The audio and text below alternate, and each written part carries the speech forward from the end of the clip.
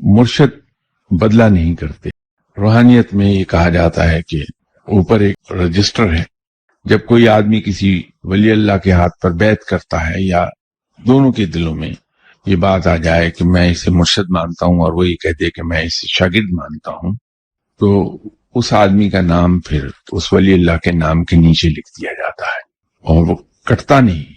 उस वक्त तक जब तक के यौम हिसाब ना आ जाए। जब हम किसी को मुर्शद मान लेते हैं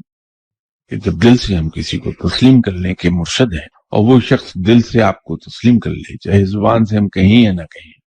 तो वो बैत हो गई। जो ज़ाहरी उसका असलूब है कि हाथ में हाथ देकर बैत किया है, वो असलूब कोई मायने नहीं रखता, वो एक सिर्फ निशानी है इस बात की, लेकिन असल मामला दिल का है।